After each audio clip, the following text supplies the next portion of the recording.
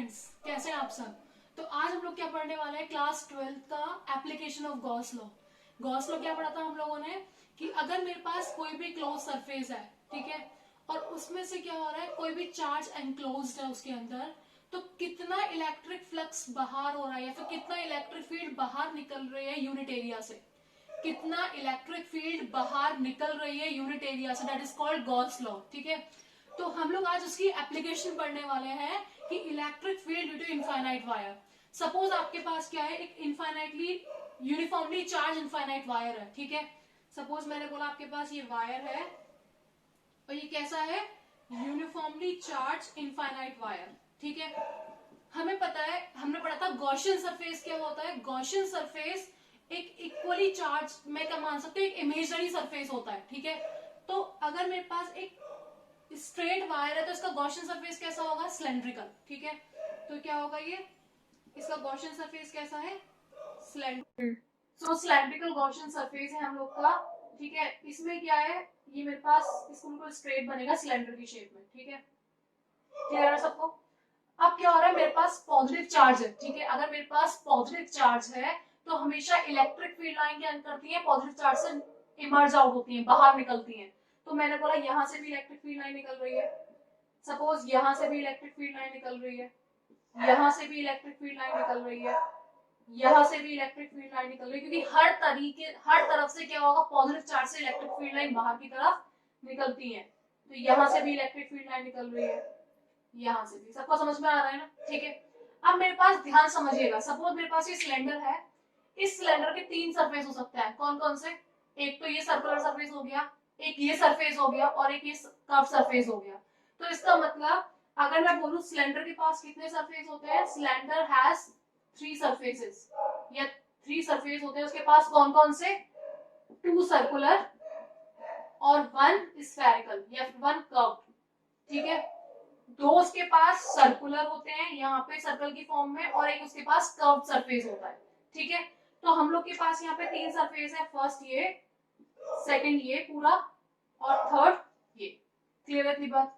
अब क्या करते हैं, गॉस लॉ में हम लोग क्या करते हैं, सरफेस ड्रॉ करते हैं। ठीक है, हम लोग सरफेस परपेंडिकुलर ड्रॉ करते हैं ना, तो क्या करेंगे, इसका सरफेस कैसे होगा बताइए। अगर इलेक्ट्रिक फील्ड इधर है तो इसका परपेंडिकुलर सरफेस किधर होगा, ये डी ए। ठीक है, इसका सरफेस किधर होगा, इसका इस डायरेक्शन में डी ए, इसका किधर होगा, इस डायरेक्शन में डी ए। तो इलेक्ट्रिक फील्ड और सरफेस एरिया के बीच में एंगल बनता है, तो ये एंगल कितना होगा यहाँ पे 90 डिग्री। ठीक है, यहाँ एंगल कितना होगा 0 डिग्री, यहाँ एंगल कितना होगा 90 डिग्री। इसमें कोई कंफ्यूजन है किसी को, इस सरफेस पे 90 डिग्री, उस सरफेस पे 90 डिग्री, इस पे कितना हो गया 0 डिग्री। ठीक है, इससे पहले मुझे एक चीज समझानी है, लीनियर चार्ज डेंसिटी।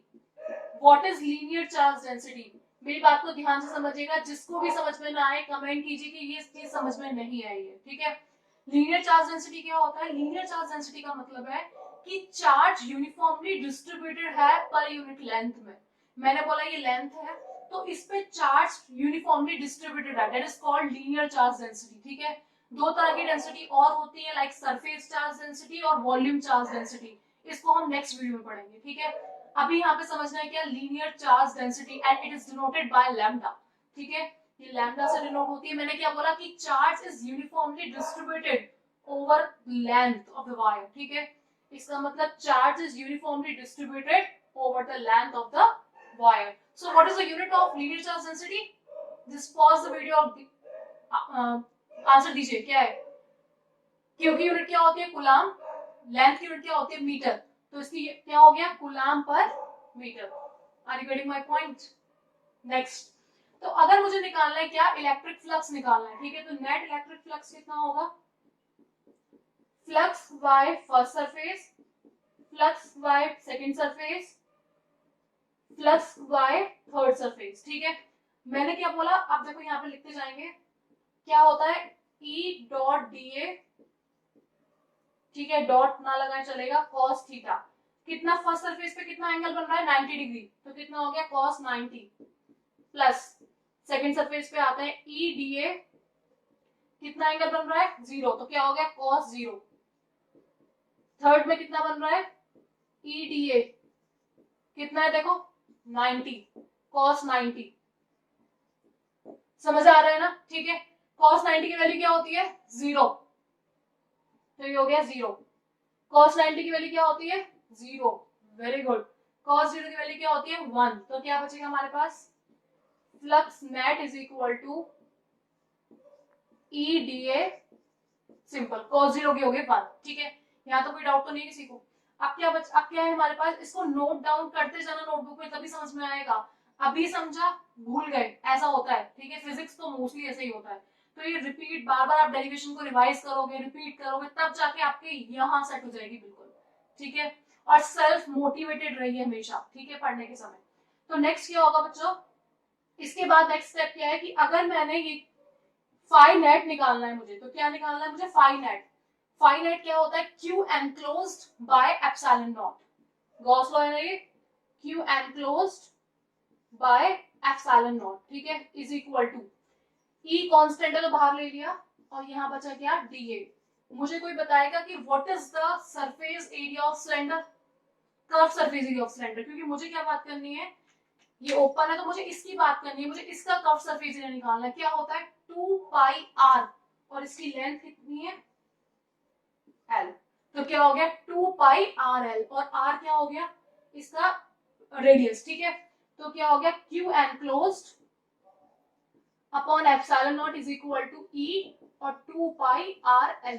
इतना समझ आया, कोई डाउट, ठीक है। अब मैं इसको यहाँ पे कर रही हूँ, इसके आगे क्या बचा Q enclosed upon epsilon naught is equal to, अगर मैं इस 2 पाई आर एल को भी यहाँ ले आऊं, 2 पाई आर एल, यहाँ क्या बचेगा E बचेगा। मुझे क्या निकालना है इलेक्ट्रिक फील्ड ही निकालना है, electric field intensity due to a long infinite charge wire, ठीक है। ये माइनस इंफिनिटी तो ये प्लस इंफिनिटी, क्योंकि इनफाइनाइट चार्ज वायर है, ठीक है। तो क्या होगा Q अपॉन L क्या होता है, अभी बताया था Q upon L charge per unit length, what is it linear charge density, ठीक है। क्या बचेगा हमारे पास ये बचेगा हमारे पास कितना देखो Q अपॉन L हो गया ये, ठीक है। तो बचा हमारे पास lambda upon 2 pi r epsilon naught is equal to E, that is your electric field intensity, ठीक है। Lambda is linear charge density, r is radius of the cylinder और वायर, और epsilon naught is the permittivity of the free space. अब एक बात बताइए, ये constant होगा, ये कांस्टेंट होगा, ये कांस्टेंट नहीं बढ़ सकता है। मैं सोचा पहले मैंने इतना वायर लिया फिर मैं इतना ले लूं तो बढ़ता रहेगा नहीं, तो क्या होगा E is inversely proportional to R। आप जैसे जैसे R को बढ़ाते हो, ठीक है, आप जैसे जैसे R को बढ़ाते हो वैसे वैसे इलेक्ट्रिक फील्ड क्या होता है कम होता जाता है। देखो ग्राफ, ये E है ये R है, as you increase the R the E will be decreases, ठीक है। अगर आप R को बढ़ाएंगे तो E क्या होगा डिक्रीज होगा, that is the graph between E and R। समझ आ रहा है, कोई भी ऐसा टॉपिक नहीं है जो टफ होता है फिजिक्स में, अगर आप प्रॉपर तरीके से उसको समझ रहे हैं ना तो यू विल गेट, समझ आएगा अच्छे से, ठीक है। तो थैंक यू सो मच, इसको पढ़िए, समझिए, नोट डाउन कीजिए, और कोई प्रॉब्लम हो तो कमेंट कीजिए, ठीक है। Keep watching.